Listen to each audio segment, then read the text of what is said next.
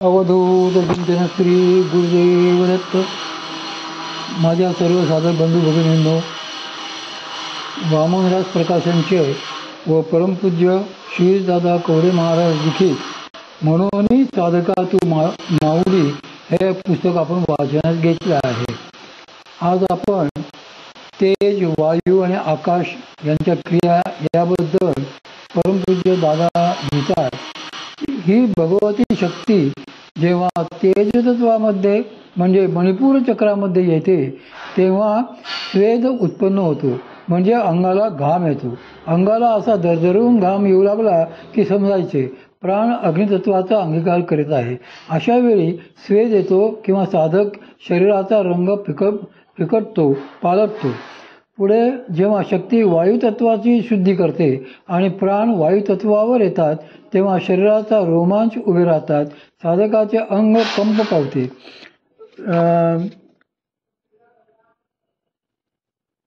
त्याचबरोबर आणखी एक विशेष लक्षण दिसते, त्याचे नाव स्वर विक्रिया. त्या योगे साधकाच्या कंठातून नाना प्रकारचे शब्द आपसुकच बाहेर पडायला लागतात. अशा वेळी कधी तो साधक साधनेमध्ये मोठ्याने प्रणव उच्चारतो, तर कधी अनेक अनाकल्य शब्द त्याच्या मुखातून बाहेर पडू लागतात. असे होऊ लागले की स्वर विक्रिया सुरू झाली असे म्हणतात. याचा अर्थ असा की त्यावेळी प्राणांनी वायूचे अधिष्ठान स्वीकारलेले असते. भगवती शक्ती जेव्हा विशुद्ध चक्रात आकाशतत्वाला अधिष्ठित करते, त्याला शुद्ध करू लागते, तेव्हा प्रलय, मूर्छा, तंद्रा व निद्रा यांचा अनुभव साधकाला येऊ लागतो.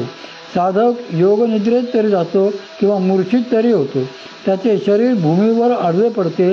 अशी लक्षणे दिसायला लागली की भगवतीची क्रिया आकाशतत्वावर सुरू झालेली आहे हे जाणावे.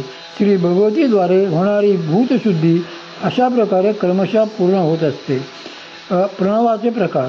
ही भगवती जेव्हा मातृकांची शुद्धी, बीजशुद्धी करते त्यावेळेची गोष्ट जरा वेगळी असते. परब्रह्म हे निर्विकार, निराकार, निर्विकल्प असे आहे. त्या शुद्ध निर्गुण निराकार परमात्म्याच्या ठिकाणी मी एकटा आहे, मी पुष्कळ व्हावे असा तो संकल्प स्फुरतो. त्या संकल्पबीजालाच शास्त्रांमध्ये मनोमय प्रणव असे म्हणतात. परमात्म्याच्या ठिकाणी स्फुरलेला असूनही तो प्रणव मनोमयच असतो. ते परमेश्वरी मनाचे केवळ एक संकल्परूप असते. त्या परमात्मा संकल्पाच्या ठिकाणी जी अहमस्फूर्ती असते तिला शास्त्रांमध्ये प्राणमय प्रणव असे म्हणतात. जेव्हा तो बहुभवनाचा संकल्प पूर्ण होतो आणि विराट पुरुषाचे रूप धारण करतो, तो ईश्वरच विराट पुरुषाच्या रूपाने साकारतो, तेव्हा त्याच्या ठिकाणी एक विशिष्ट असा उच्चार प्रगट होतो. त्यालाच वाङ्मय प्रणव असे म्हणतात. या वाङ्मय प्रणवालाच आपण सामान्यतः ओम म्हणतो, कारण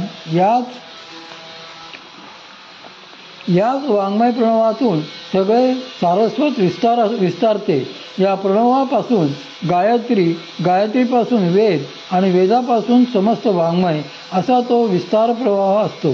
त्या समस्त वाङ्मय विस्तारालाच सारस्वत असे म्हणतात. हे सारस्वत नाना अंशांनी साधकाच्या हृदयात सद्गुरु कृपेने प्रगट होताना या विस्ताराच्या अगदी उलटी प्रक्रिया घडून येते. ओंकारातील अकार मात्रेमध्ये सारस्वतातील सगळे ह्रस्व स्वर शिरतात. उकार मात्रेमध्ये सगळे दीर्घ स्वर सामावतात आणि मकार यात्रेमध्ये त्यातील सगळी व्यंजने लय पावतात. त्यामुळे समग्र सारस्वताचा प्रतिनिधी हा ओंकारच म्हटला जातो. सारी शब्दसृष्टी तेथूनच प्रगट होत असते. भाषेचे स्वरूप. आपण जिला भाषा असे म्हणतो ती भाषा देखील दोन प्रकारची असते, एक नादरूप आणि दुसरी ध्वनिरूप. जड पदार्थामधून जो आवाज निघतो, प्रगट होतो त्याला नाद असे म्हणतात. जसे घंटेवर टोल मारला की त्यातून विशिष्ट असा नाद घुमतो, ही नादरूप भाषा झाली. दुसऱ्या प्रकारची भाषा ही ध्वनिरूप असते. सर्व प्राणिमात्रांच्या ठिकाणी जो आवाज उत्पन्न होत असतो तो विराट पुरुषाने त्यांच्या हृदयामध्ये प्रेरणा केल्यामुळेच असे जे काही आवाज उत्पन्न होतात त्यांना ध्वनिरूप भाषा म्हणतात. प्राण्यांमध्ये प्रगट होणारा जो ध्वनी असतो तोही दोन प्रकारचा होतो, स्वररूप आणि वर्णरूप. मनुष्य तर सगळ्या प्राण्यांमध्ये फक्त स्वरच प्रगट होतात। मनुष्यांमध्ये मात्र हा ध्वनी वर्णरूपाने देखील प्रगट होत असतो। या वर्णरूपामध्येही दोन प्रकार असतात, स्वर आणि व्यंजने। अष्टस्वर विकृती म्हणजे 8 ठिकाणी आघात किंवा स्पर्श होऊन मुखाद्वारे वर्ण बाहेर पडत असतात। स्थल विकृतीशिवायच जे वर्णध्वनी सरळ स्पष्टपणे बाहेर पडतात त्यांना स्वर असे म्हणतात। आपण जे अ, आ, ई इत्यादी स्वर उच्चारतो ते आघात न होता स्पष्टपणे निघत असतात। जिभेने दातांवर, टाळूवर, ओठांवर असे ठिकठिकाणी आघात होऊन किंवा स्पर्श होऊन जे शब्द वर्णध्वनी बाहेर पडतात त्यांनाच व्यंजने म्हणतात। त्या व्यंजनांचेही मृदू आणि कठोर असे 2 प्रकार असतात। या प्रकारे शब्दसिद्धी घडत जाऊन स्वरव्यंजनात्मक पूर्ण भाषा मनुष्य बोलत असतो। सारस्वत प्रगट होताना ते मूळ नादातून क्रमाने विस्तार पावत स्वरव्यंजनात्मक भाषेच्या माध्यमातून स्पष्ट होत असते। या नादस्फुरण ते भाषा स्पष्टीकरणाच्या प्रक्रियेला परा, पश्चंती, मध्यमा आणि वैखरी अशा 4 वाणींची अथवा टप्प्यांची योजना लाभलेली असते। परेत नाद स्फुरतो, पश्चंतीत उमटतो, मध्यमेमध्ये घुमतो आणि वैखरीमध्ये तोंडावाटे ध्वनिरूपाने प्रगट होतो। या प्रगटीकरणालाही भाषा असे म्हणतात। या भाषेतूनच सारस्वत साकारत असते। कृपेने प्रगटणारे सारस्वत। मालिनी विजयोत्तर तंत्राच्या 2य अधिकारात शक्तिपाताची सद्गुरु कृपेने भगवती शक्ती क्रियाशील होण्याची काही महत्त्वपूर्ण लक्षणे सांगितलेली आहेत।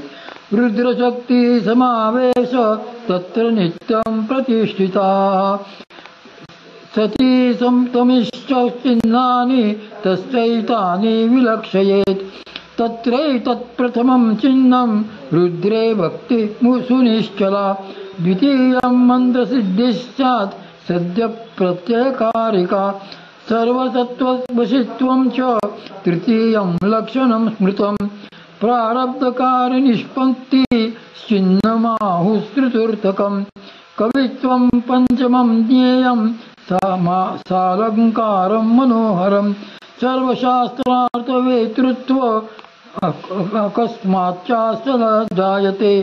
शक्तिपाताने म्हणजेच रुद्रशक्तीच्या समावेशनाने प्रसादाने काही लक्षणे साधकाच्या ठिकाणी विनासायास दिसू लागतात। त्यातले प्रथम म्हणजे भगवान शिवाच्या सद्गुरूंच्या ठायी सुनिश्चल दृढ भक्ती उत्पन्न होणे। दुसरे म्हणजे तत्काल प्रत्यय देणारी मंत्रसिद्धी प्रगटणे। तिसरे लक्षण म्हणजे सर्व प्राण्यांना वशीभूत करण्याची योग्यता प्राप्त होणे। प्रारब्ध कर्माचा शेष हे चौथे लक्षण व कवित्व घडणे आणि सर्व शास्त्र रहस्य समजण्याची योग्यता येणे हे 5वे लक्षण होय। यातले 5वे लक्षण हेच सारस्वताचे प्रगटीकरण होय। या संदर्भात माऊली पिके सारस्वत तुझिया पाऊली असे म्हणतात। वाचेची व्याख्या उद्या पाहूया। अवधूत चिंतन श्री गुरुदेव